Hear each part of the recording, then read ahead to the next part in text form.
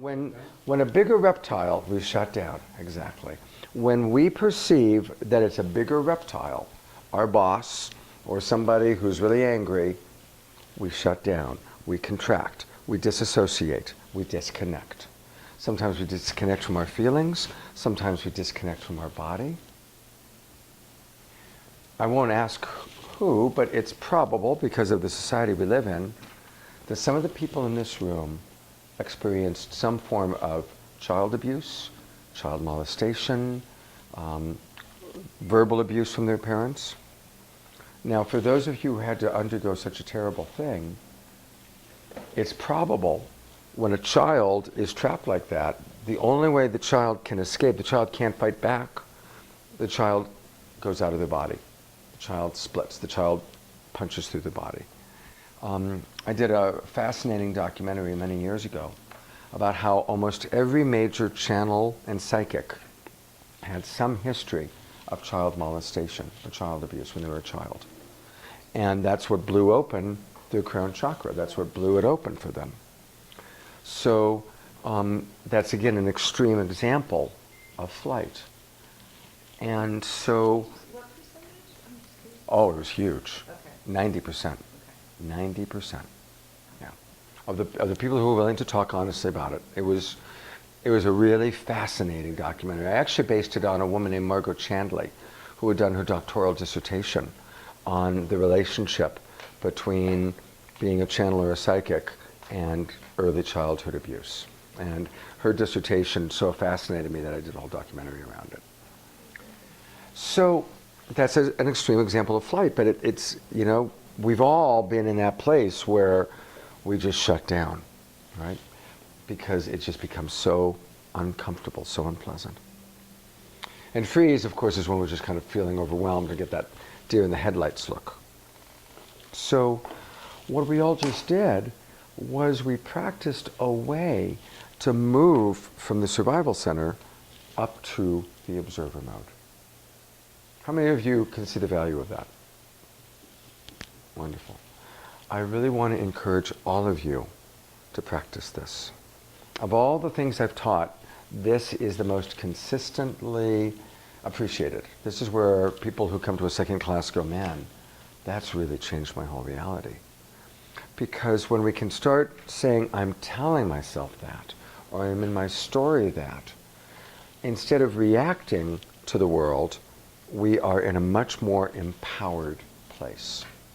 And I want for us all to be empowered. Does that make sense to everybody?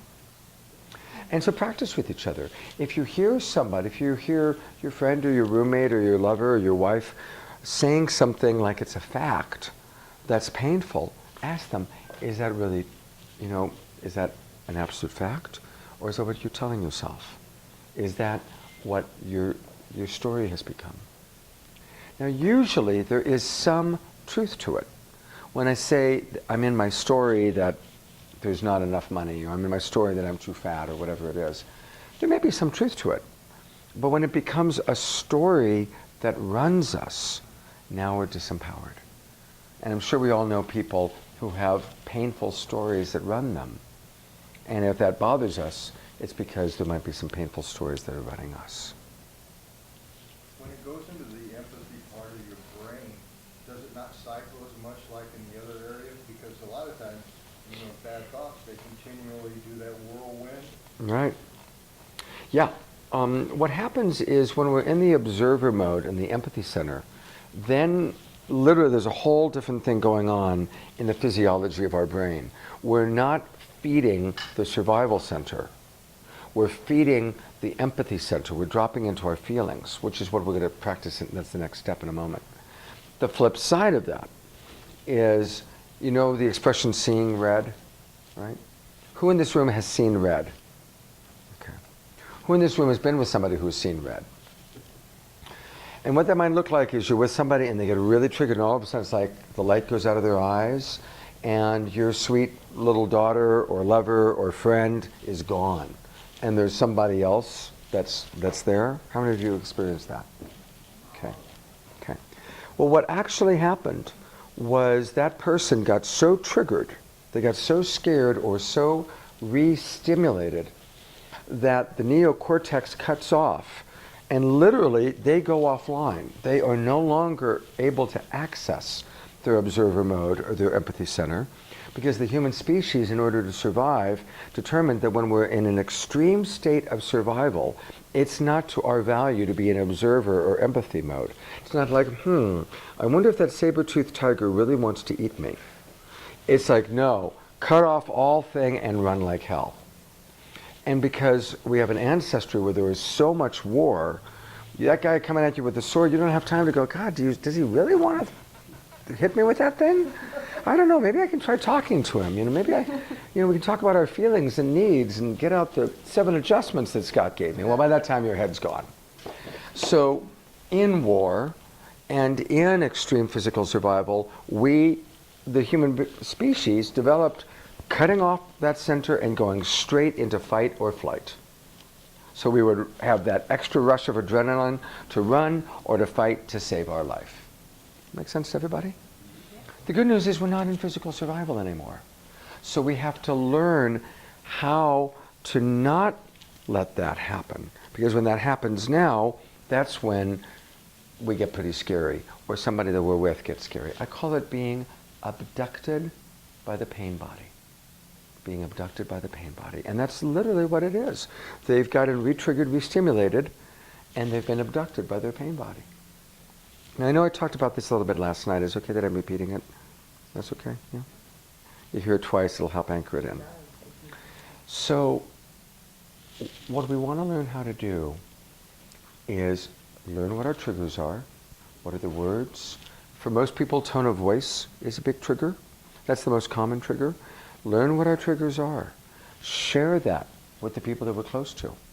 Learn what their triggers are so that we don't do that. And if you're the person getting triggered, start noticing your symptoms. I, as a coach, all the time, I'm having to listen to symptoms because I'm usually working with couples that are families where there's a lot of pain, there's a lot of trigger, there's a lot of drama. And what I've noticed, I can hear it by the voice. The voice speeds up and the voice gets higher. Notice, I'm going to try and do this right now, and I'm going to try not to change my volume. But I'm just going to talk faster and faster. And you'll notice that the faster that I talk, it starts getting really uncomfortable. It doesn't feel good to hear it because I'm talking too fast. And notice how it's just really unpleasant and my voice is getting high even though the volume's not changing? Notice how uncomfortable that kind of is? Well, that's what happens if you watch a movie or a video of most fights. People are speeding up really fast. They're cutting off from their empathy center. They're cutting off from the observer mode. And they're dropping into the reactive self. They're dropping into the reptile brain. And the bottom line is, if you're in your reptile brain, if you think you're the bigger reptile, you'll choose fight. If you think you're the smaller reptile, you will choose flight. Neither of which is going to create a better connection. Does that make sense to everybody? So, as Bud kind of pointed to, when we do go into the observer mode and we go from she doesn't love me to I'm telling myself she doesn't love me, then we want to drop into the second step. What am I really feeling? I'm feeling sad. She's so beautiful. And I've wanted her for all these years, and she doesn't love me. It's sad, and I'm disappointed, and I'm feeling hurt. Notice how much more vulnerable that is? Now I'm dropping into my vulnerability. And our feelings are always real in the moment. Now, our feelings can change, especially with children. Have you ever noticed how a little kid can go from, ah, doggy, in about 1 second, right? You know? It takes us usually a little bit longer to change our feelings. But feelings do change, but in the moment, if you're angry, you're angry. If you're sad, you're sad. If you're scared, you're scared. If you're hurting, you're hurting. If you're frustrated, you're frustrated. Learning to identify our feelings is very important. And for the men in this room, it may be a re-education. How many of the men in this room grew up being taught not to follow your feelings? The feelings were for pussies, girls, faggots, and other derogatory terms. Right? Yeah. And you know what, I think what happened, and this is important for the women in the room to understand for a moment. I'm here to promote the value of feelings, and that's what I'm going to talk about for the next few minutes. And probably it's been frustrating for some of the women in the room to really not have the men in your life understanding your feelings the way you would like or showing their feelings the way you would like. But I'd like you to take 5 minutes and have a little bit of empathy for us guys. Because let me tell you what happened. For almost all of us, somewhere on the first grade, second grade, we're out on the playground, and some poor kid got hit really hard by a baseball bat or a ball or a toy. And it hurt.